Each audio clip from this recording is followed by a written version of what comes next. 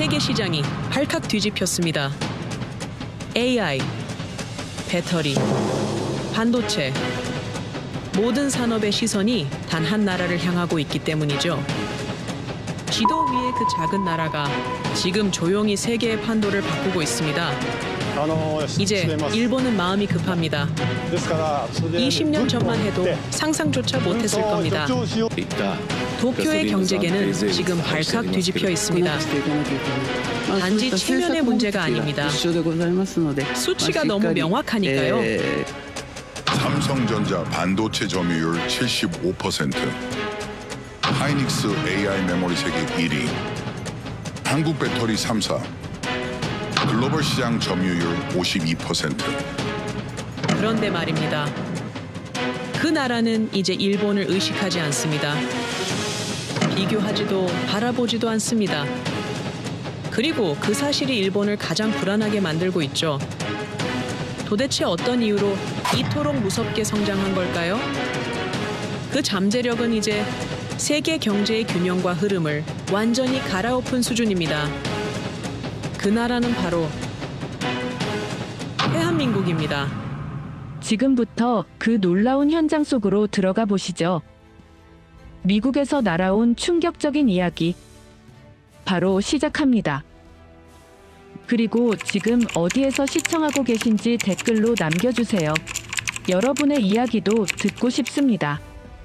그 전에 잠깐 1초 만에 누를 수 있는 좋아요 버튼을 꾹 눌러주시면 영상 제작에 큰 힘이 됩니다. 그럼 바로 사연 시작하겠습니다. 하버드 연구실, 제 책상 위에는 도쿄에서 들고 온 두툼한 보고서가 얌전히 놓여 있었습니다.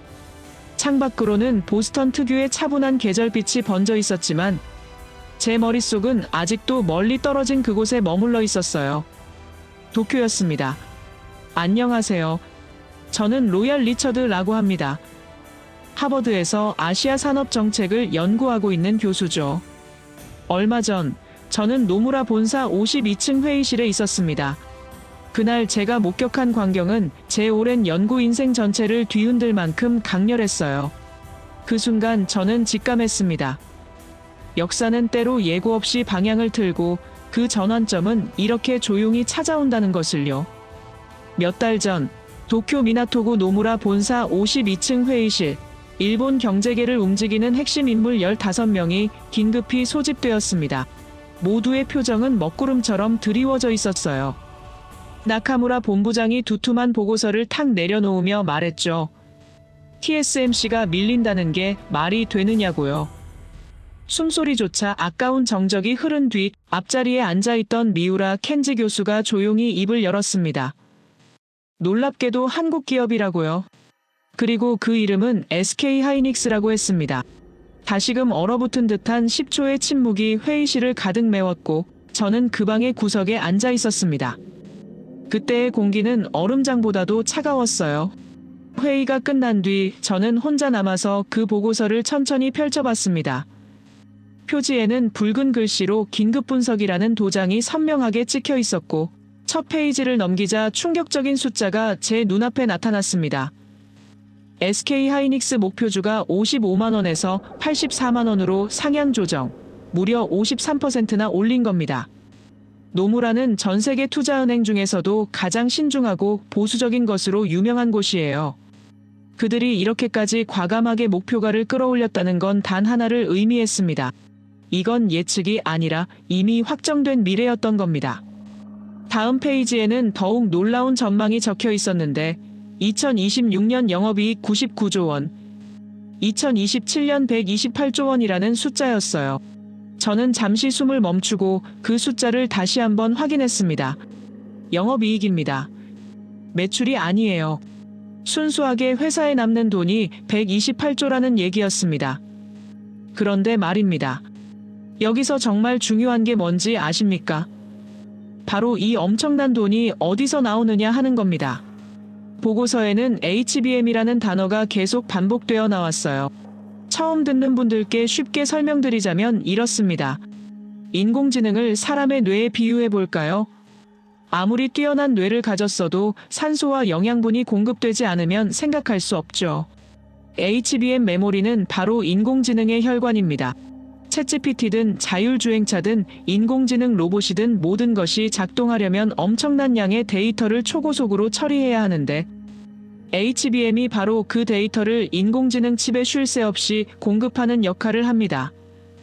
만약 이게 없거나 느리면 아무리 좋은 인공지능 칩을 만들어도 제 성능을 낼 수가 없어요. 오늘날 전 세계 인공지능 산업의 심장이 바로 여기에 있는 겁니다. 그런데 놀라운 건 이 HBM 메모리 시장을 한국의 SK하이닉스가 80%나 장악하고 있다는 사실이었습니다. 무려 80%입니다. 이건 단순한 1등이 아니에요. 시장 자체를 소유하고 있다는 뜻입니다. 엔비디아도 테슬라도 구글도 결국 한국 기업에게 HBM을 공급받아야만 인공지능을 만들 수 있다는 겁니다. 어쩌면 지금 이 순간 전 세계가 한국의 기술 없이는 미래로 나아갈 수 없게 되어버린 건지도 모릅니다. 보고서 하단에는 비교 분석표가 있었는데 TSMC 예상 영업이익 60조 원, SK하이닉스 예상 영업이익 128조 원, 2배가 넘는 차이였어요. 이번엔 TSMC에 대해 설명을 드려야 할 것 같습니다. TSMC는 대만의 반도체 회사인데 파운드리라는 사업을 합니다. 이게 뭐냐면 이렇습니다. 애플이나 엔비디아 같은 회사들은 뛰어난 반도체 설계 기술을 가지고 있지만 정작 그걸 만들 공장은 없어요. 그래서 설계도 만들고 TSMC에 가서 대신 만들어달라고 부탁하는 거죠. TSMC는 역사가 깊은 이 파운드리 분야에서 오랫동안 세계 1위를 지켜왔습니다. 애플 아이폰에 들어가는 칩도 엔비디아 인공지능 칩도 모두 TSMC가 만들어주는 거예요. 그만큼 기술력이 뛰어나고 아시아에서 가장 중요한 반도체 회사로 인정받아왔죠. 그런데 지금 그 TSMC를 한국은 추월하려 하고 있어요. 더 정확히 말하면 SK하이닉스와 삼성전자 두 회사가 동시에 나서서 각각 다른 방식으로 세계 1위를 노리고 있다는 뜻이죠. 하이닉스는 HBM으로 이미 시장을 장악했고 삼성전자는 파운드리 기술을 빠르게 발전시키며 TSMC를 맹추격하고 있습니다. 한 나라에 이런 괴물 같은 기업이 두 개나 있다는 겁니다. 저는 창밖을 내다봤습니다. 도쿄타워가 저 멀리 희미하게 보였어요. 그런데 지금은 그 의미가 많이 퇴색되어 버렸습니다. 제 머릿속에는 지난 25년간 모아온 데이터들이 빠르게 스쳐 지나갔어요. 2005년 한국 반도체 시장 점유율은 일본의 5분의 1 수준에 불과했습니다. 그런데 2025년 지금은 일본의 25배를 넘어섰어요. 불과 20년 만에 일어난 일입니다. 1953년 한국 전쟁이 끝났을 때 한국의 1인당 GDP는 67달러였습니다. 전 세계 최빈국 수준이었어요. 건물이라고는 제대로 서 있는 게 하나도 없었고 산이라는 산은 모두 민둥산이었던 나라였습니다. 이제 그 나라가 반도체 시장을 장악하고 있습니다. 저는 노트북을 켜서 일본 야후 재팬 사이트에 접속했어요. 댓글란을 읽어보니 일본인들 스스로가 인정하고 있었습니다. 20년 전만 해도 한국을 무시했는데 우리가 잠든 20년, 한국이 깬 20년, 한국이 무섭다. 니 혼자 확인하겠다고 말이죠. 오랜 기간 동안 데이터로만 보던 나라를 제 두 눈으로 직접 보겠다고 결심했어요. 다음 날 아침 일찍 하버드 연구소 조교에게 연락했습니다. 한국 방문 일정을 잡아달라고 산업통상자원부에 공식 협조 요청을 해달라고 했어요. 모두를 위해 이 현상을 제대로 분석해야 한다는 생각이 들었습니다. 일주일 뒤 답변이 왔어요. 한국 측에서 전폭적으로 협조하겠다는 내용이었습니다.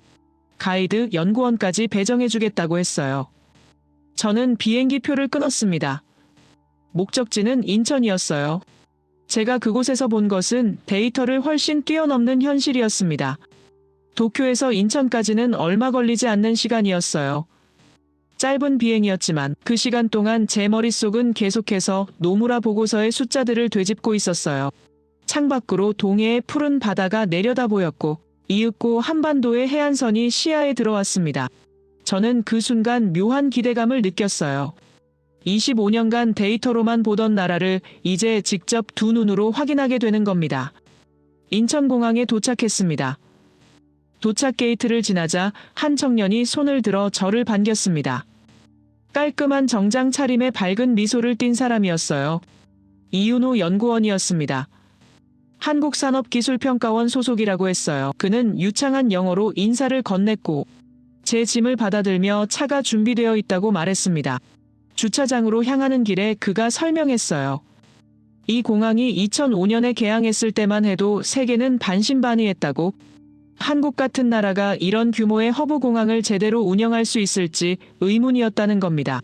그런데 지금은 세계 최고의 공항으로 평가받고 있다고 했어요. 저는 고개를 끄덕였습니다. 제가 본 지표들도 같은 이야기를 하고 있었으니까요. 차에 올랐습니다. 공항을 빠져나와 고속도로에 진입하자 이윤호 연구원이 말했어요. 지금 달리는 이 도로가 올림픽대로라고, 1988년 서울 올림픽을 위해 만들어진 길이라고 했습니다. 그때만 해도 한국은 개발도상국이었다고 했어요. 세계는 한국이 올림픽을 제대로 치러낼 수 있을지 걱정했다고 합니다. 그런데 지금 이 도로는 단순한 교통로가 아니라 반도체와 첨단 기술 제품을 나르는 산업 동맥이 되었다는 겁니다. 창밖으로 한강이 보였습니다.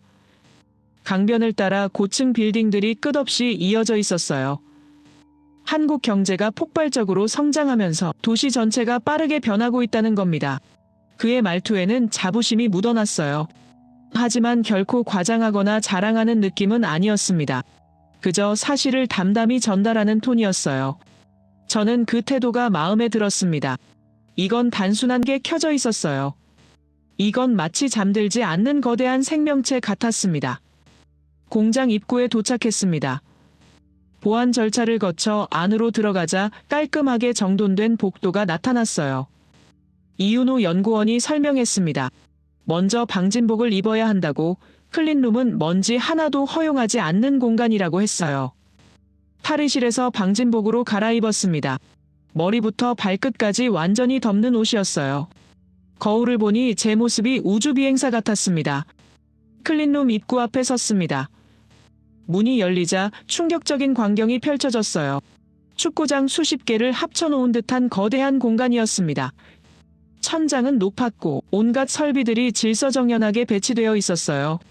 가장 놀라운 건 소음이 거의 없다는 거였습니다.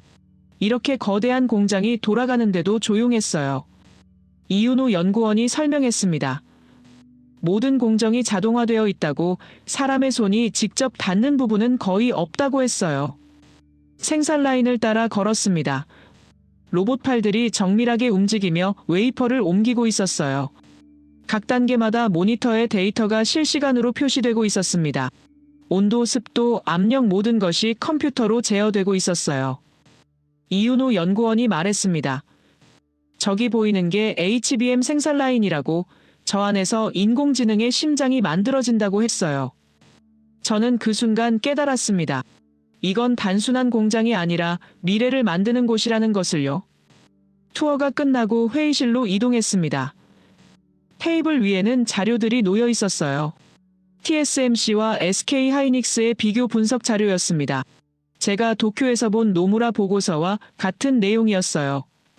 영업이익 전망 TSMC 60조 원, SK 하이닉스 128조 원, 2배가 넘는 차이였습니다. 이윤호 연구원이 말했어요.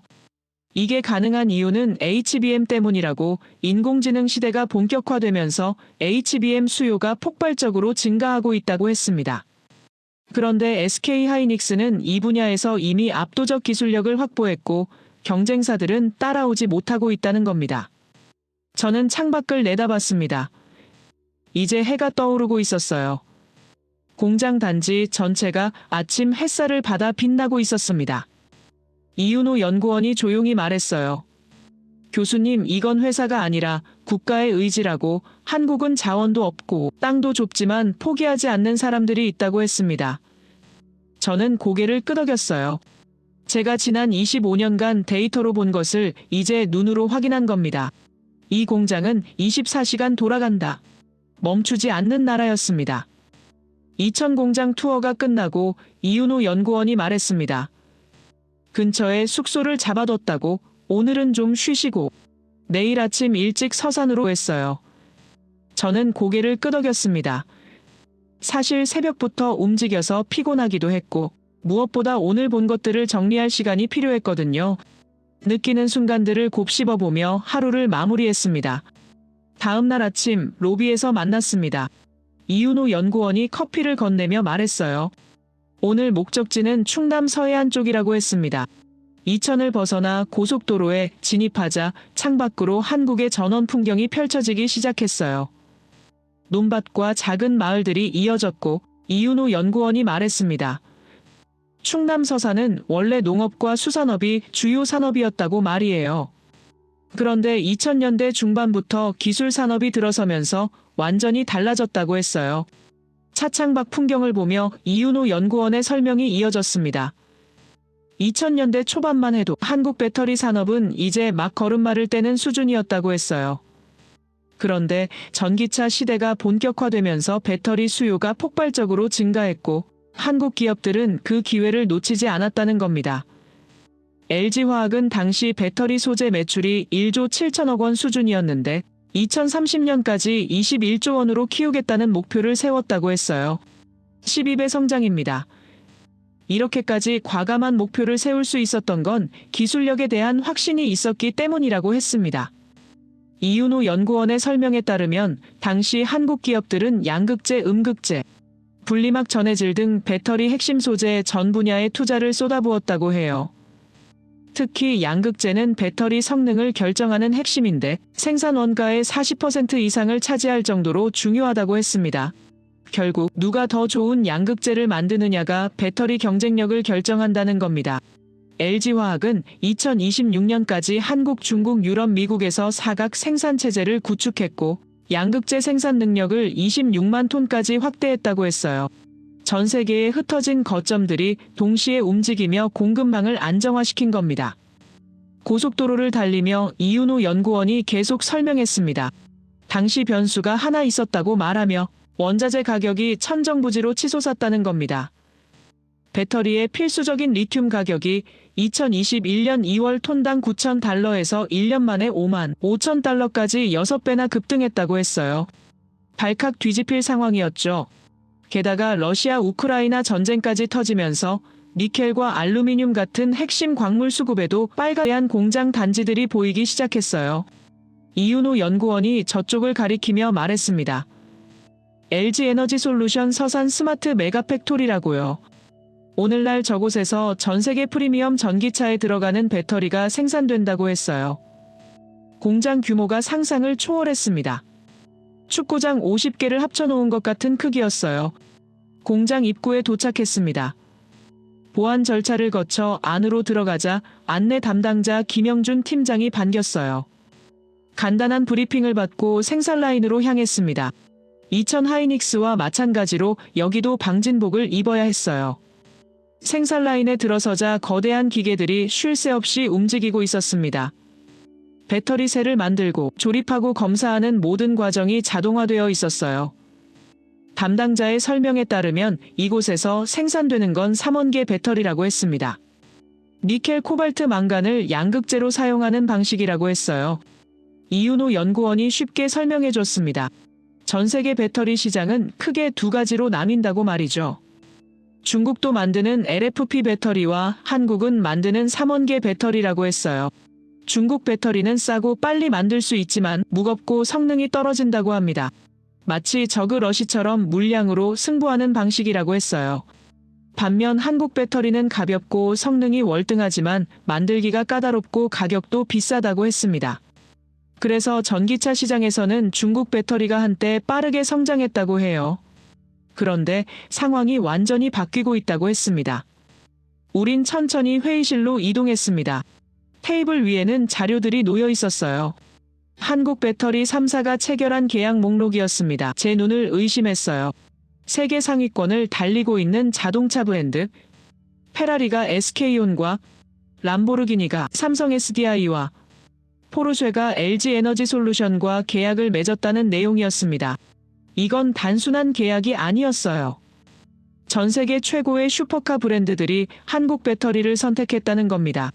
페라리의 심장이 한국에서 뛴다. 이 한 문장이 모든 걸 설명하고 있었습니다. 이윤호 연구원이 설명했습니다.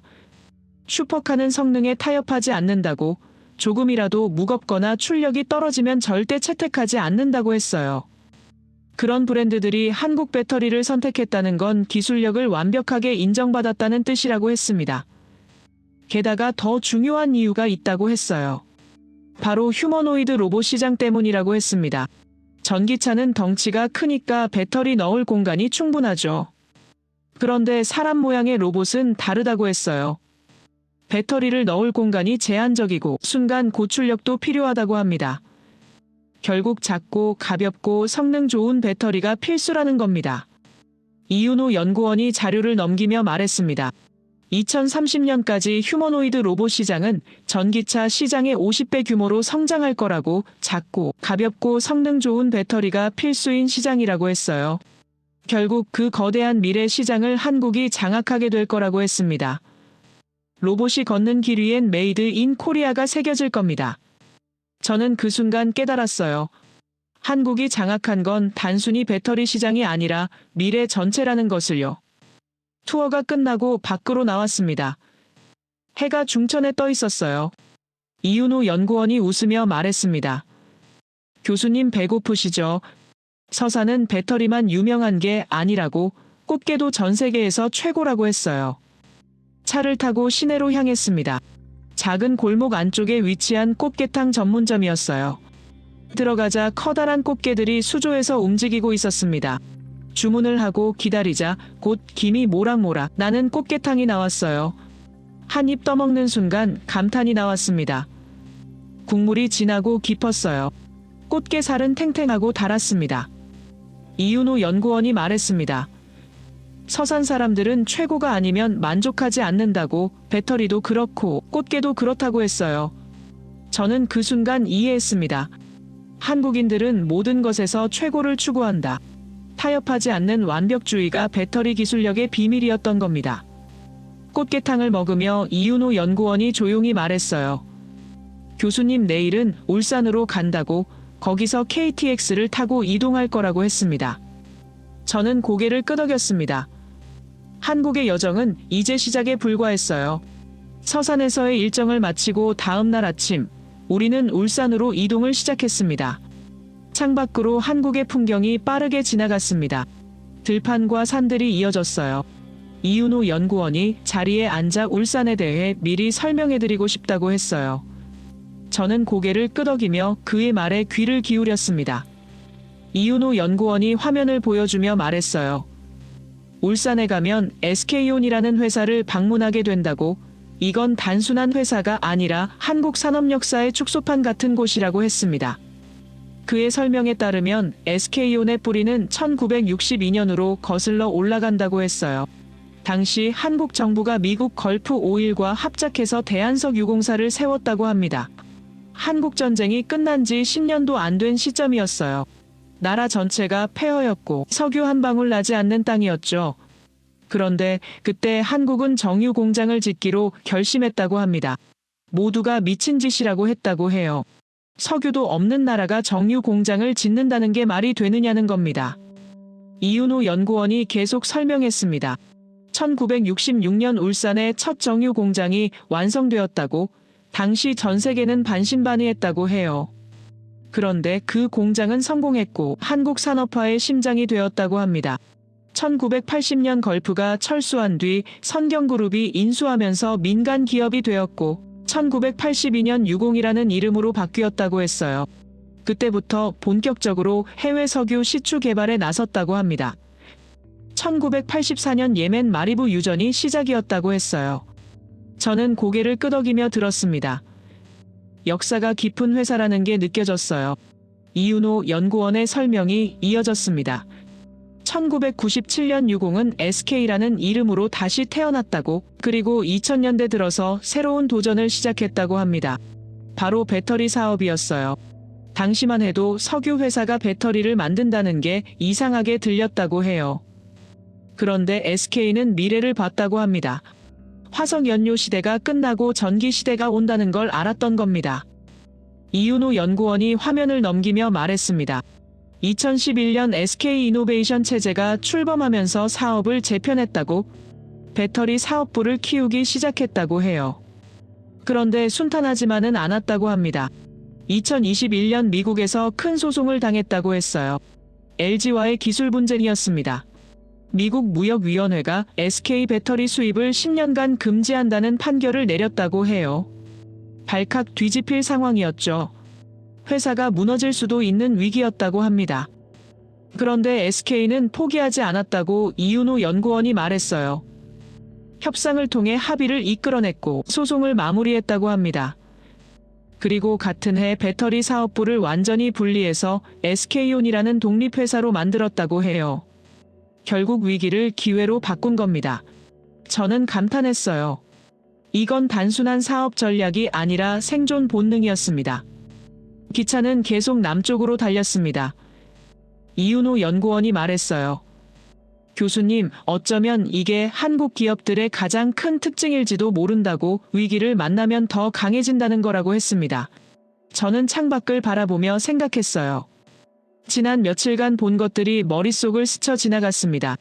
이천 하이닉스 공장의 24시간 불빛, 서산 LG 공장의 거대한 규모, 페라리와 포르쉐가 선택한 한국 배터리, 모든 것이 하나의 그림으로 맞춰지고 있었어요. 저는 이윤호 연구원에게 물었습니다. 전 세계를 보면 어느 나라든 좋은 기업이 하나쯤은 있지 않느냐고, 한국만 특별한 건 아니지 않느냐고 했어요. 이윤호 연구원이 웃으며 답했습니다. 그런데 한국은 다르다고 했어요. 한 분야만 잘하는 게 아니라는 겁니다. 반도체는 SK 하이닉스와 삼성전자 두 회사가 세계 1위와 2위를 다투고 있고, 배터리는 LG, 삼성, SK 세 회사가 전 세계 시장을 나눠 갖고 있다고 했어요. 조선은 또 어떻냐고, 현대중공업과 삼성중공업이 세계 조선 시장을 장악하고 있다고 합니다. 이윤호 연구원의 설명이 계속 이어졌습니다. 디스플레이도 삼성과 LG가 세계 1위고, 스마트폰도 삼성이 애플과 양강 구도를 이루고 있다고 했어요. 자동차는 현대기아가 전 세계 판매량 3위 안에 들어가 있고, K-팝은 아시아에서 넘어 전 세계적인 현상이 되었다고 합니다. 한국은 한두 개 분야가 아니라 거의 모든 첨단 산업 분야에서 상위권을 차지하고 있다는 겁니다. 저는 숨을 멈추고 그 말을 곱씹었어요. 그가 맞았습니다. 이건 우연이 아니었어요. 저는 창밖을 바라보며 중얼거렸습니다. 땅의 크기로 국가를 판단하면 안 되는구나. 한국은 남한만 따지면 남북한 전체 면적의 절반도 안 되고, 인구는 5천만 명 남짓인데 이렇게까지 많은 분야에서 세계 최고 수준에 올라섰다는 게 믿기지 않는다고 했어요. 이윤호 연구원이 조용히 말했습니다. 교수님, 알면 알수록 더 놀라실 거라고, 한국은 표면적으로 보이는 것보다 훨씬 더 대단한 나라라고 했어요. 이윤호 연구원이 말했습니다. 저기 보이는 산업단지가 울산이라고, 한국 산업화의 심장이라고 했어요. 차를 타고 SK온 공장으로 향했습니다. 도로 양옆으로 거대한 공장들이 끝없이 이어져 있었어요. 현대자동차 공장도 보였고 석유화학 공장들도 보였습니다. 이윤호 연구원의 설명에 따르면 울산은 1960년대부터 한국 중화학 공업의 중심지였다고 해요. 가난했던 한국이 산업국가로 도약한 출발점이 바로 이곳이라고 했습니다. SK온 공장에 도착했습니다. 보안 절차를 거쳐 안으로 들어가자 깔끔한 사무동이 나타났어요. 회의실로 안내되었습니다. 테이블 위에는 자료들이 놓여 있었어요. 한국 배터리 산업 전체를 조망하는 보고서였습니다. 담당자가 설명을 시작했어요. 한국에는 세 개의 배터리 대기업이 있다고, LG에너지솔루션, SK온, 삼성 SDI라고 했습니다. 그런데 이 세 회사가 따로 놀지 않는다고 해요. 서로 경쟁하면서도 협력한다고 합니다. 담당자의 설명이 이어졌습니다. LG는 전기차용 배터리 분야에서 강점이 있고, SK온은 고밀도 배터리 기술이 뛰어나며, 삼성은 전고체 배터리 연구에서 앞서 있다고 했어요. 2030년까지 전 세계 휴머노이드 로봇 시장은 3천만 대 규모로 성장할 거라고 합니다. 3천만 대입니다. 현재 전기차 연간 판매량이 1,000만 대 수준인 걸 생각하면 3배가 넘는 시장이에요. 저는 잠시 생각에 잠겼습니다.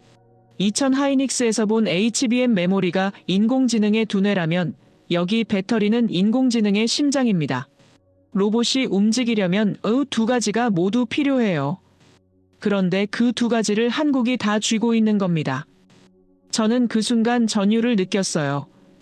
이건 단순한 산업 경쟁력이 아니었습니다. 미래를 설계하는 힘이었던 겁니다. 공장 투어가 시작되었습니다. 배터리 셀 생산 라인을 따라 걸었어요.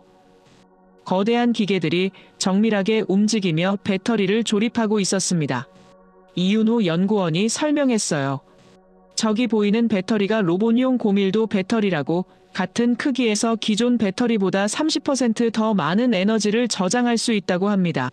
중국도 비슷한 제품을 만들려고 했지만 아직 한국 수준에는 도달하지 못했다고 해요. 기술 격차가 최소 3년에서 5년은 난다고 합니다. 투어가 끝나고 옥상으로 올라갔습니다. 울산공업단지 전체가 한눈에 들어왔어요. 수많은 공장들이 연기를 뿜으며 돌아가고 있었습니다.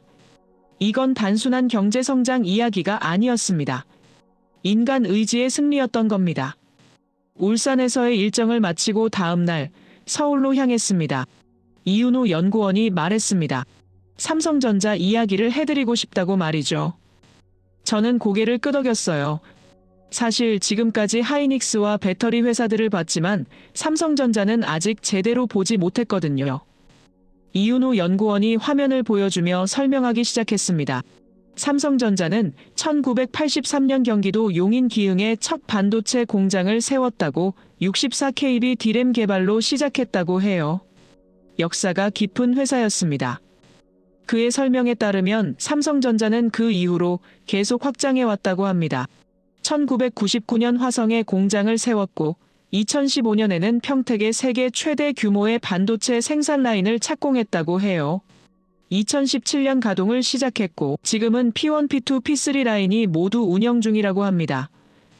게다가 아산과 천안에는 패키징과 테스트를 담당하는 후공정 공장이 있다고 했어요. 전 세계에서 가장 완벽한 반도체 생산 시스템을 구축한 겁니다. 저는 감탄했습니다. 하이닉스도 대단했지만 삼성전자는 규모 자체가 달랐어요. 이윤호 연구원이 계속 설명했습니다. 그리고 지금 용인에 새로운 반도체 클러스터를 조성 중이라고, 300조 원을 투자해서 710만 제곱미터 규모로 만든다고 해요. 기존 기흥 화성 평택을 다 합친 것보다 더 큰 규모라고 합니다. 저는 숨을 멈췄어요. 300조 원입니다. 이건 한 기업의 투자 규모가 아니라 국가 단위의 프로젝트였습니다.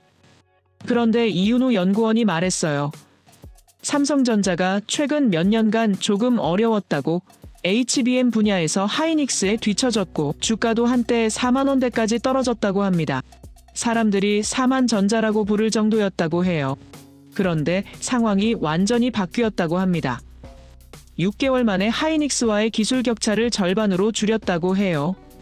엔비디아 검증도 통과했고 테슬라와도 협력 계약을 맺었다고 합니다. 결국 삼성전자는 다시 일어섰던 겁니다. 저는 고개를 끄덕였습니다. 그 말을 들으니 최근에 본 기사가 떠올랐어요. 저는 이윤호 연구원에게 물었습니다. 얼마 전 깐부회동이라는 게 있지 않았냐고. 젠슨 황 엔비디아 최고 경영자와 이재용 삼성전자 회장, 그리고 정의선 현대차 회장이 서울에서 치킨을 먹었다는 기사를 봤다고 했어요. 이윤호 연구원이 웃으며 답했습니다. 맞다고. 그게 정말 화제였다고 해요. 삼성동에 있는 작은 치킨집에서 만났다고 합니다. 이윤호 연구원이 설명했습니다. 깐부라는 단어는 한국 드라마 오징어 게임에서 나온 표현이라고, 아주 친한 친구 사이를 뜻한다고 해요. 어린 시절 구슬치기 놀이를 할 때 한 팀이 되는 것을 깐부라고 불렀다고 합니다. 그래서 세 사람이 만난 걸 깐부회동이라고 부른다고 했어요. 저는 그 의미를 곱씹었습니다. 이건 단순한 비즈니스 미팅이 아니었어요. 서로를 진정한 동료로 인정한다는 뜻이었습니다. 이윤호 연구원이 휴대폰을 꺼내 기사 사진을 보여줬습니다. 세 사람이 팔을 걸고 러브샷을 하는 장면이었어요. 젠슨 황은 양념치킨을 먹으며 주위 테이블을 돌아다니며 음식을 나눠줬다고 합니다. 이재용 회장은 아이폰 쓰는 사람에게 장난으로 갤럭시를 가져오셔야죠 라며 셀카를 거부하기도 했다고 해요. 정의선 회장은 러브샷을 제안했고 세 사람은 일어나서 함께 술을 마셨다고 합니다. 저는 그 사진들을 보며 충격을 받았어요. 전 세계 기술 산업을 이끄는 거물들이 개방된 공간에서 시민들과 함께 치킨을 먹고 있었습니다. 저는 이윤호 연구원에게 말했습니다. 미국에서는 상상할 수 없는 일이라고. 실리콘밸리의 최고 경영자들이 일반 식당에서 시민들과 섞여 식사하는 걸 본 적이 없다고 했어요. 이윤호 연구원이 웃으며 답했습니다. 그게 한국이라고. 거리가 가깝다고 해요. 기업 총수들도 사람들과 멀리 떨어져 있지 않다고 합니다. 어쩌면 그게 한국 기업들이 빠르게 움직일 수 있는 이유일지도 모른다고 했어요. 저는 그 기사를 다시 떠올렸습니다. 젠슨 황이 엔비디아 AI 슈퍼컴퓨터 DGX 스파크를 선물로 가져왔다는 내용도 있었어요. 이건 단순한 선물이 아니었습니다. 이건 앞으로 더 깊은 협력을 하겠다는 신호였던 겁니다. 엔비디아는 전 세계 AI 칩 시장의 80% 이상을 장악하고 있어요. 그 엔비디아가 삼성전자 그리고 현대차와 손을 잡는다는 건 한국 없이는 AI 미래를 만들 수 없다는 뜻이었습니다. 어느덧 서울에 입성하였고 삼성동으로 향했습니다. 차창 밖으로 서울의 풍경이 펼쳐졌어요. 본사에 도착해서 로비로 들어갔습니다. 넓고 깨끗한 공간이었어요. 벽면에는 삼성전자가 만든 제품들이 전시되어 있었습니다. 갤럭시 스마트폰부터 반도체 웨이퍼까지 모든 것이 한국 기술력의 결정체였어요. 안내를 받아 회의실로 향했습니다. 테이블 위에는 자료들이 놓여 있었어요. 삼성전자 반도체 사업 현황 보고서였습니다. 하이닉스가 칼이라면 삼성은 방패라는 이윤호 연구원의 말이 이제 이해되었어요. 하이닉스는 HBM에서 독보적이고 삼성은 전방위적으로 강하다는 겁니다. 메모리도 만들고 파운드리도 하며 시스템 반도체까지 손대고 있어요. 결국 두 회사가 협력하면서도 경쟁하며 한국은 전체적으로 반도체 생태계를 완성한 겁니다. 삼성동에서의 일정을 마치고 호텔로 돌아왔습니다. 저녁 무렵 이윤호 연구원이 로비에서 저를 기다리고 있었어요. 그가 말했습니다. 내일 아침 일본으로 출발하신다고 공항까지 배웅해드리고 싶다고 했어요. 저는 고마움을 전했습니다. 지난 며칠간 그의 도움이 없었다면 한국을 제대로 이해할 수 없었을 거라고 했어요. 다음 날 아침 이윤호 연구원이 호텔 로비로 왔습니다. 짐을 챙겨 차에 올랐어요. 인천공항으로 향하는 길은 조용했습니다. 창밖으로 서울의 아침 풍경이 지나갔어요. 출근하는 사람들, 버스를 기다리는 학생들, 모든 것이 평범한 일상이었습니다. 그런데 저는 이제 알고 있었어요. 이 평범한 일상 뒤에 전 세계를 움직이는 기술력이 숨어 있다는 것을요. 공항에 도착했습니다. 차에서 내려 체크인 카운터 앞에 섰어요. 이윤호 연구원이 악수를 청했습니다. 그가 조용히 말했어요. 교수님, 한국을 제대로 봐주셔서 감사하다고. 많은 외국인들이 한국을 숫자로만 본다고 했습니다. 그런데 교수님은 그 숫자 뒤에 사람들을 보려고 하셨다고 해요. 저는 그의 손을 꽉 잡았습니다. 오히려 제가 배웠다고, 한국에서 본 것은 단순한 기술이 아니라 의지였다고 말했어요. 다음을 기약하며 인사를 나눈 뒤 비행기에 올랐습니다. 좌석에 앉아 창밖을 내다봤어요. 인천공항 활주로가 보였습니다. 이륙 준비를 하는 동안 저는 노트를 펼쳤어요. 지금까지 본 것들을 정리하고 싶었습니다. 데이터로만 보던 한국이 이제는 완전히 다르게 느껴졌어요. 비행기가 이륙했습니다. 한반도가 점점 작아지며 시야에서 멀어졌어요. 저는 이제 다른 곳으로 향하고 있었습니다. 비교를 위해 일본과 대만을 직접 봐야 했어요. 시간이 흐른 뒤 기장의 안내방송이 들렸습니다. 곧 도쿄 나리타 공항에 착륙한다고 했어요. 창밖으로 일본 열도가 보이기 시작했습니다. 비행기가 고도를 낮추며 착륙 준비에 들어갔어요. 바퀴가 활주로에 닿는 순간 묘한 감정이 들었습니다. 불과 며칠 전 이곳 노무라 본사에서 일본 경제인들의 어두운 표정을 봤었죠.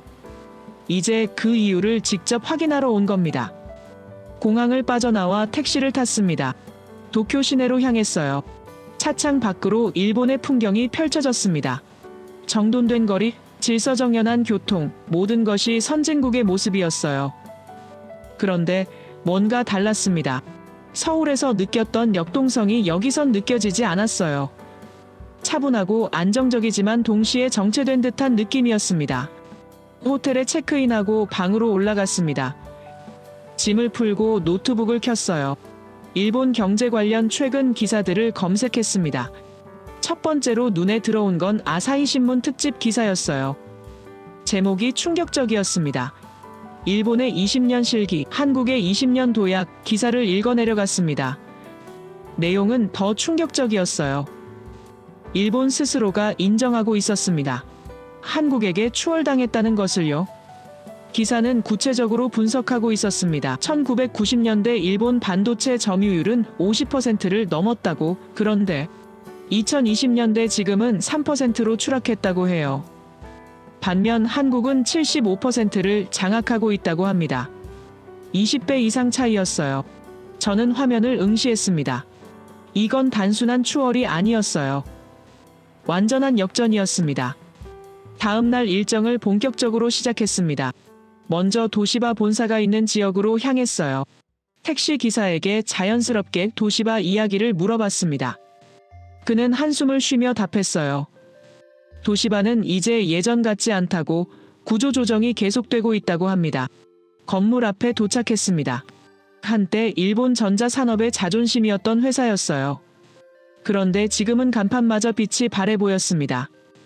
근처 카페에 들어가 커피를 주문했습니다. 노트북을 꺼내 르네사스 관련 자료를 찾아봤어요. 일본 최대 반도체 회사였던 르네사스는 지난 3년간 매출이 30%나 감소했다고 합니다. 직원 수도 대폭 줄었다고 해요. 저는 고개를 저었습니다. 불과 20년 전만 해도 일본은 아시아에서 압도적 기술 강국이었어요. 그런데 지금은 그 자리를 한국에 내줬습니다. 저는 창밖을 내다봤습니다. 도쿄 야경이 펼쳐져 있었어요. 여전히 아름다운 도시였습니다. 그런데 그 아름다움 뒤에 정체의 그림자가 드리워져 있었어요. 일본은 과거와 싸우고 있었습니다. 과거의 영광을 되찾으려 하지만 시대는 이미 변했어요. 한국은 미래를 만들고 있었고 일본은 여전히 과거를 붙잡고 있었던 겁니다. 며칠 뒤 저는 다시 공항으로 향했습니다. 이번엔 나리타가 아니라 하네다 공항이었어요. 타이페이행 비행기를 타야 했습니다. 체크인을 마치고 탑승구로 걸어가는 동안 일본에서 본 것들이 머릿속을 맴돌았어요. 어두운 표정의 경제인들, 구조조정 중인 기업들, 자책하는 인터넷 댓글들, 모든 것이 한 가지를 말하고 있었습니다. 시대가 바뀌었다는 것을요. 비행기에 올랐습니다. 좌석에 앉아 이륙을 기다렸어요. 창밖으로 도쿄 시내가 보였습니다. 비행기가 이륙하며 일본이 점점 작아졌어요.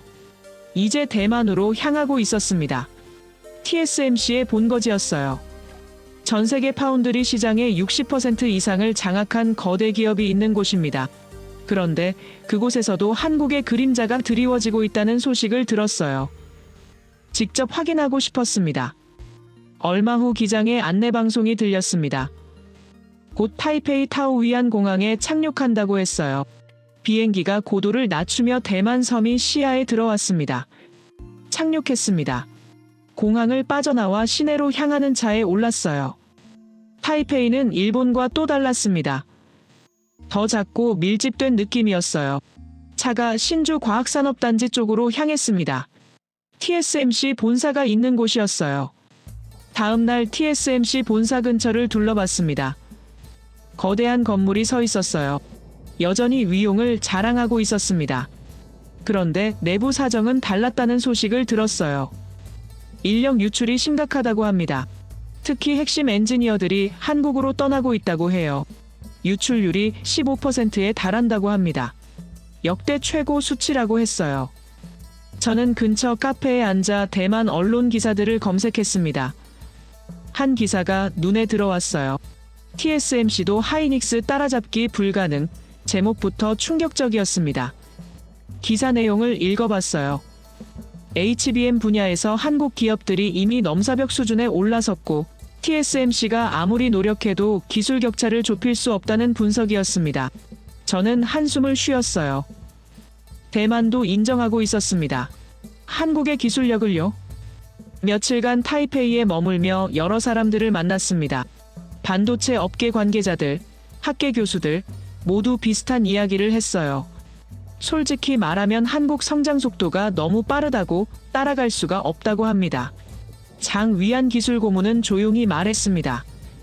TSMC는 기술은 뛰어나지만 의지가 부족하다고 말하면서 반면 한국은 기술도 뛰어나고 의지는 더 강하다고 판단했습니다. 패권은 기술이 아니라 정신이 옮겨갔던 겁니다. 대만에서의 일정을 마치고 공항으로 향했습니다. 이제 미국으로 돌아갈 시간이었어요. 보안 검색을 통과하고 탑승구에서 기다리는 동안 지난 며칠을 돌아보며 타이페이 공항 라운지에 앉아 있었습니다. 미국행 비행기 출발까지 시간이 남아 있었어요. 저는 창밖을 내다봤습니다. 활주로 너머로 대만의 하늘이 펼쳐져 있었어요. 지난 며칠간 일본과 대만을 돌아보며 한 가지 의문이 계속 머릿속을 맴돌았습니다. 기술력의 문제가 아니라는 생각이 들었어요. 일본도 뛰어난 기술을 가지고 있었고 대만도 마찬가지였습니다. 그런데 왜 한국만 이렇게 빠르게 치고 올라갔을까요? 답은 다른 곳에 있었습니다. 탑승 안내 방송이 나왔습니다. 보스턴행 비행기였어요. 저는 가방을 챙겨 게이트로 향했습니다. 비행기에 올라 좌석에 앉았어요. 비행기가 순항 고도에 올랐습니다. 기내가 어두워지고 승객들이 잠들기 시작했어요. 저는 노트를 펼쳤습니다. 지난 며칠간 본 것들을 정리하고 싶었어요. 그런데 단순히 기록하는 게 아니라 그 이면의 숨은 본질을 파악하고 싶었습니다. 저는 펜을 들어 한 문장을 적었습니다. 일본은 땅이 넓다, 중국은 인구가 많다, 한국은 의지가 있다. 이 문장이 모든 것을 설명하고 있었어요. 생각해보면 한국이 가진 건 정말 아무것도 없었습니다. 남한 면적은 10만 제곱킬로미터 남짓, 전 세계 200여 개 국가 중 100위권 밖이에요. 인구는 5천만 명 정도, 중국의 30분의 1도 안 됩니다. 지하자원은요? 석유 한 방울 나지 않고 천연가스도 없으며 희토류도 거의 없어요. 땅도 좁고 자원도 없으며 인구도 적습니다. 그런데 지금 전 세계 6위 강대국이에요. 내년에는 4위로 올라선다는 전망까지 나오고 있습니다. 저는 숫자를 다시 확인했습니다. 1953년 한국전쟁이 끝났을 때 1인당 GDP 67달러 전 세계 최빈국 수준이었어요. 건물은 무너지고 사는 민둥산이었으며 도로라고는 제대로 된 게 하나도 없었습니다. 학교도 병원도 공장도 모두 파괴되었어요. 아무것도 남지 않은 폐허였습니다. 그런데 70년이 지난 지금 1인당 GDP 3만 5천 달러를 넘어섰고 세계 경제 순위 10위권 안에 들어있으며 반도체, 배터리, 조선, 디스플레이 모든 첨단 산업에서 세계 1위를 달리고 있어요. 이게 가능한 일입니까? 저는 스스로에게 물었습니다. 25년간 경제학을 연구했지만 이런 사례는 처음이었어요. 보통 국가들은 100년에 걸쳐 천천히 성장합니다. 그런데 한국은 70년 만에 최빈국에서 선진국으로 도약했어요. 게다가 멈추지 않고 계속 가속하고 있습니다. 이건 경제학 교과서로는 설명이 안 되는 현상이었습니다. 저는 비유를 하나 떠올렸습니다. 만약 지구가 하나의 고등학교라면 어떨까요? 200여 개 국가는 학생들이고 미국은 1등이며 유럽뿐만 아니라 일본, 중국도 상위권에 속합니다. 그런데 한국은요? 70년 전만 해도 꼴찌였어요. 학교에 오지도 못했습니다. 그런데 지금은 6등입니다. 내년에는 4등까지 올라간다고 해요. 이게 말이 됩니까? 꼴찌에서 4등까지 70년 만에 올라간 겁니다. 더 놀라운 건 과목별 성적이었습니다. 반도체 과목 1등, 배터리 과목 1등, 조선 과목 1등, 디스플레이 과목 1등, K-팝 과목 1등, 한두 과목이 아니라 거의 모든 과목에서 1등을 하고 있어요. 이런 학생이 있다면 어떻게 설명하시겠습니까? 천재라고 하시겠습니까? 그런데 한국 사람들이 다른 나라 사람들보다 머리가 좋은 건 아닙니다. IQ가 특별히 높은 것도 아니에요. 저는 답을 찾았습니다. 바로 의지였어요. 한국 사람들은 포기하지 않습니다. 이천 하이닉스 공장에서 본 것처럼 24시간 공장을 돌리고 새벽 4시에 출근하며 주말도 없이 일합니다. 그런데 그들은 불평하지 않아요. 오히려 자부심을 가지고 있었습니다. 서산에서 만난 사람들은 최고가 아니면 만족하지 않는다고 했어요. 페라리와 포르쉐가 선택한 배터리를 만들면서도 더 좋은 걸 개발하려 했습니다. 울산에서 본 SK온의 역사가 떠올랐습니다. 1962년 폐허 위에 정유 공장을 세웠고 2021년 미국에서 소송으로 무너질 뻔했지만 다시 일어섰어요. 삼성전자는 사만전자라는 오명을 듣다가 6개월 만에 기술 격차를 절반으로 줄였습니다. 결국 한국 사람들은 넘어져도 다시 일어나는 능력이 있었던 겁니다. 그게 바로 의지였어요. 비행기 창밖으로 태평양이 펼쳐져 있었습니다. 끝없는 바다였어요. 저는 노트에 계속 적어 내려갔습니다. 한국의 성공은 땅이 만든 게 아니다. 자원이 만든 것도 아니다. 오직 사람이 만든 기적이다. 이 문장이 핵심이었습니다. 사우디아라비아는 석유가 있어서 부자가 되었고, 호주는 광물이 있어서 부자가 되었으며, 러시아는 땅이 넓어서 강대국이 되었어요. 그런데 한국은요, 아무것도 없었습니다. 오늘날 그들이 가진 건 오직 사람의 의지뿐이었어요. 저는 일본과 대만을 떠올렸습니다. 일본도 의지가 있었어요. 메이지 유신 이후 빠르게 근대화했고 2차 세계대전 패전 후에도 재건해냈습니다. 대단한 민족이죠. 그런데 어느 순간 멈춰버렸어요. 충분히 잘 살게 되자 더 이상 앞으로 나아가지 않았습니다. 과거의 영광에 안주했어요. 대만도 마찬가지였습니다. TSMC는 훌륭한 기업이에요. 파운드리 분야 세계 1위입니다. 그런데 그것으로 만족해버렸어요. 반면 한국은 절대 만족하지 않았습니다. 하이닉스가 HBM 시장 80%를 장악했는데도 HBM4를 개발하고 있었어요. 삼성전자가 반도체 분야에서 세계 2위인데도 1위를 향해 달려가고 있었습니다. LG, SK온, 삼성 SDI가 배터리 시장을 나눠 가졌는데도 전고체 배터리를 개발하고 있었어요.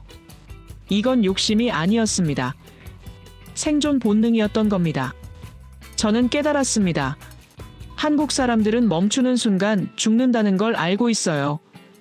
자원도 없고 땅도 좁으며 인구도 적은 나라가 살아남으려면 계속 달려야 한다는 걸 본능적으로 아는 겁니다. 그래서 24시간 공장을 돌리고 새벽부터 일하며 최고가 아니면 만족하지 않는 거예요. 이건 선택이 아니라 필연이었습니다.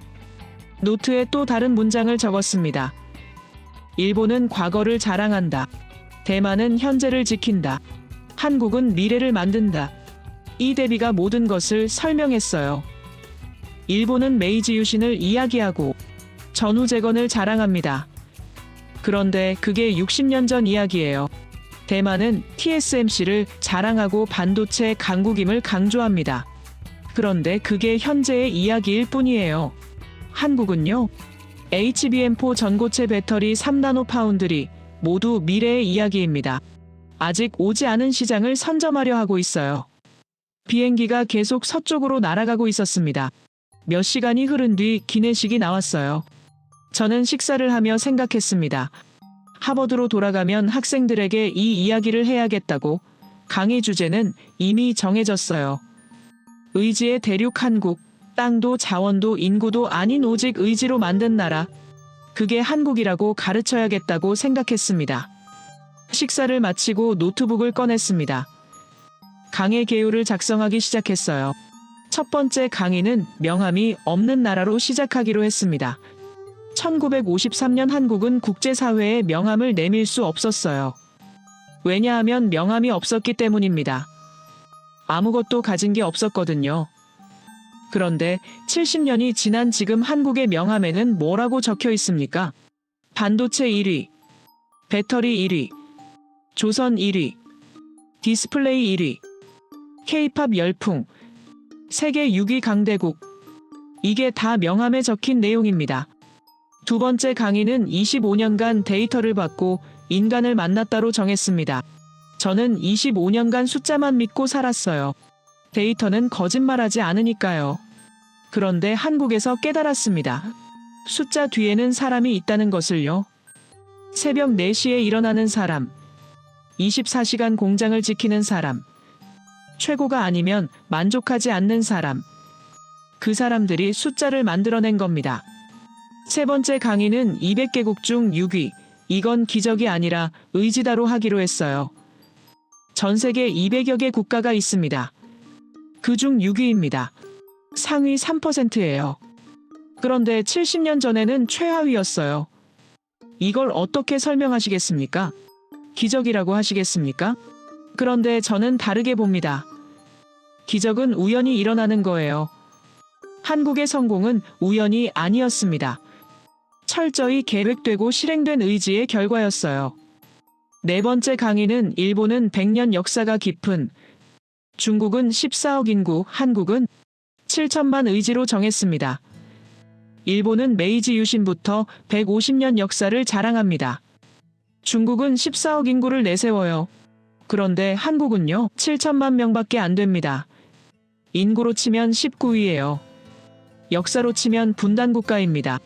그런데 그들이 가진 7천만 의지가 일본의 150년 역사보다 강했고 중국의 14억 인구보다 강했던 겁니다.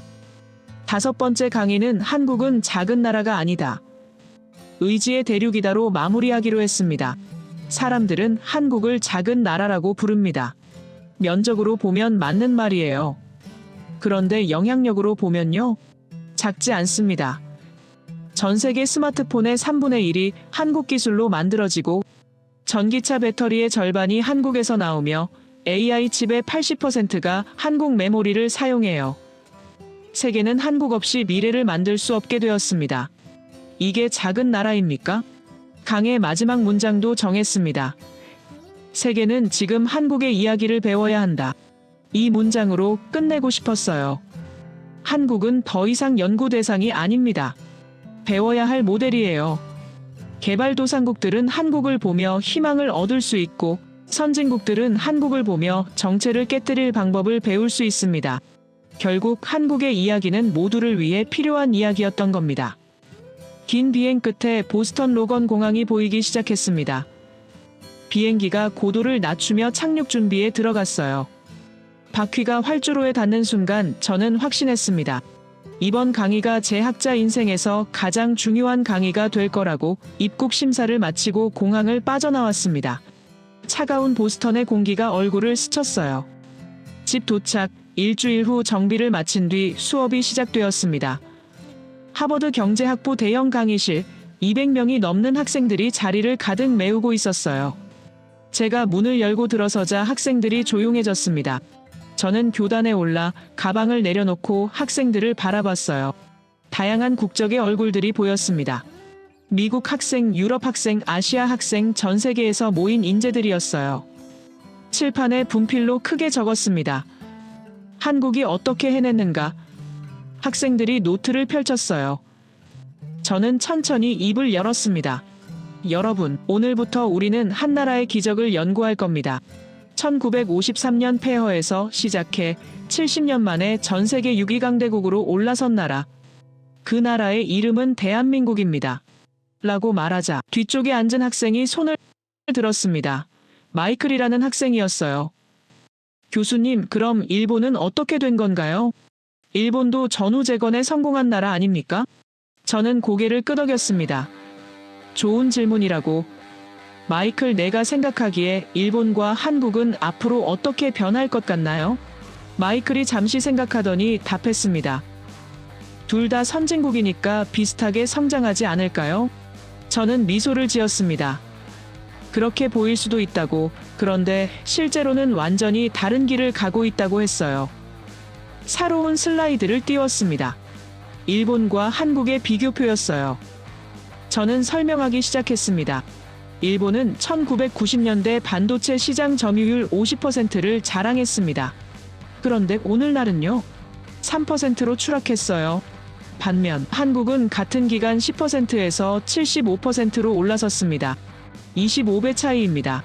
마이클이 놀란 표정으로 물었습니다. 왜 그런 일이 벌어진 건가요?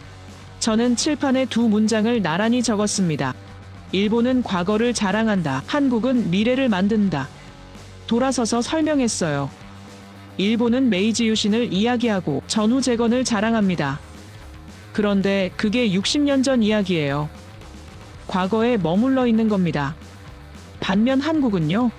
HBM4 전고체 배터리 3나노 파운드리 모두 아직 오지 않은 미래의 이야기입니다. 미래 시장을 선점하려 하고 있어요. 한 학생이 손을 들었습니다. 교수님, 그럼 한국이 특별히 머리가 좋은 건가요? 저는 고개를 저었습니다. 아니라고, 한국 사람들의 IQ가 특별히 높은 건 아닙니다.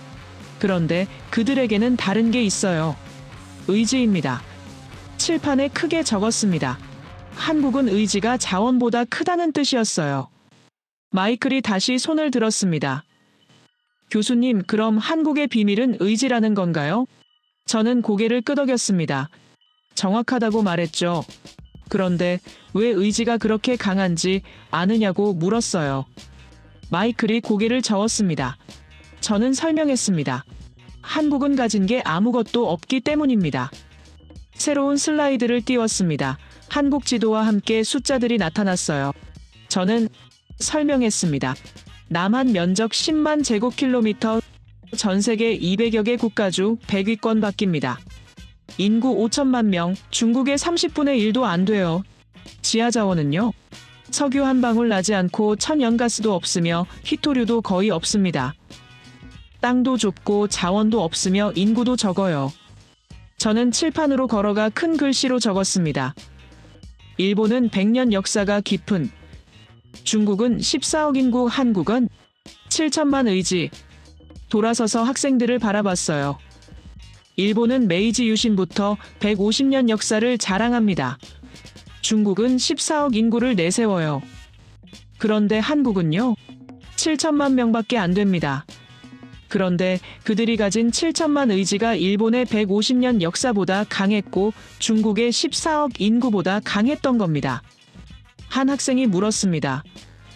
교수님, 그럼 한국은 작은 나라가 아닌 건가요? 저는 미소를 지으며 좋은 질문이라고 답했죠. 사람들은 한국을 작은 나라라고 부릅니다.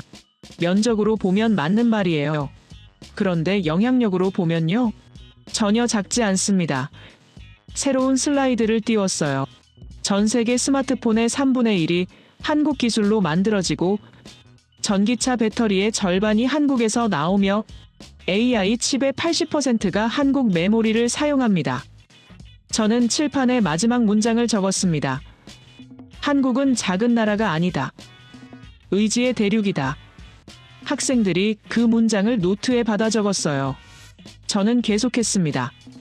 한 학생이 손을 들었습니다. 교수님, 구체적인 예를 들어주실 수 있나요? 저는 노트북을 열어 자료를 찾았습니다. 여러분 뉴욕을 아시죠? 전 세계 미식의 수도라고 불리는 곳입니다. 거기 미슐랭 스타 레스토랑이 몇 개나 있는지 아십니까? 하지 않습니다. 마이클이 다시 물었습니다.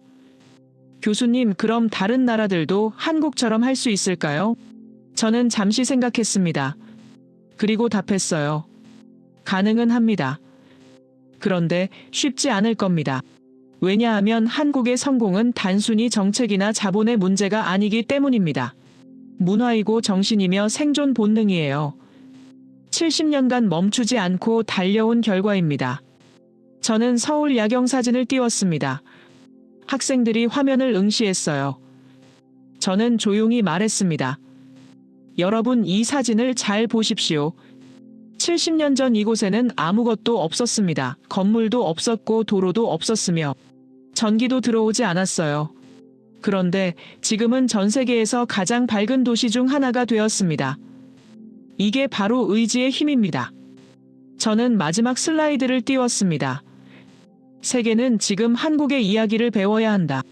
이 문장이 화면을 가득 채웠어요. 저는 교단에서 내려와 학생들 사이를 걸으며 말했습니다. 한국은 더 이상 연구 대상이 아닙니다. 배워야 할 모델이에요. 개발도상국들은 한국을 보며 희망을 얻을 수 있고 선진국들은 한국을 보며 정체를 깨뜨릴 방법을 배울 수 있습니다. 저는 학생들을 돌아보며 말했어요. 여러분도 언젠가 한국에 가보시기 바랍니다. 그리고 직접 보시기 바랍니다. 의지가 얼마나 강한 힘인지를요. 이렇게까지 한 나라가 변할 수 있다는 것을요. 그것이 여러분의 인생에도 큰 교훈이 될 거라고 믿습니다. 강의가 끝났습니다. 그 순간 한 학생이 일어서며 박수를 쳤습니다. 이어서 다른 학생들도 하나둘 일어섰어요. 교실 전체가 기립박수로 가득 찼습니다. 저는 감동했습니다. 25년 교수 생활을 하며 이런 박수를 받은 적이 없었어요. 박수가 잠잠해지자 한 여학생이 앞으로 다가왔습니다. 교수님, 저도 한국 가고 싶어요. 어떻게 가면 되나요? 저는 미소를 지었습니다. 방법은 많다고, 교환학생 프로그램도 있고 인턴십 기회도 있다고 했어요. 그리고 조용히 덧붙였습니다. 나도 다시 가고 싶다고.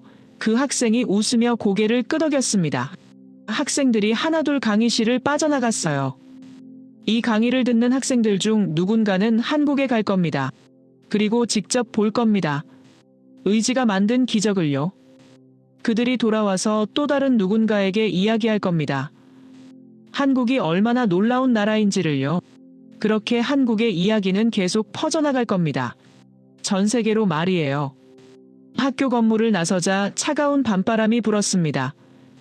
별들이 반짝이고 있었어요. 저는 그 별들을 보며 생각했습니다. 한국도 지금 같은 하늘을 보고 있겠죠. 그런데 그곳 사람들은 별을 보며 쉬고 있지 않을 겁니다. 내일을 준비하고 있을 거예요. 더 나은 기술을 개발하고 더 좋은 제품을 만들며 더 높은 곳을 향해 달려가고 있을 겁니다. 그게 한국이니까요. 집으로 걸어가며 마지막으로 생각했습니다. 제가 여러분께 전하고 싶은 메시지는 단 하나입니다. 한국의 이야기를 기억하시기 바랍니다. 땅도 자원도 인구도 아닌 오직 의지로 만든 나라, 70년 만에 최빈국에서 강대국으로 올라선 나라. 제 이야기를 끝까지 들어주셔서 감사합니다. 모두 안녕히 계세요. 오늘의 사연 어떻게 들으셨나요? 누군가의 이야기가 이렇게 마음에 오래 남을 줄은 몰랐죠. 처음엔 단순한 성공담처럼 들렸지만 곱씹을수록 그 안엔 더 깊은 의미가 있는 것 같습니다.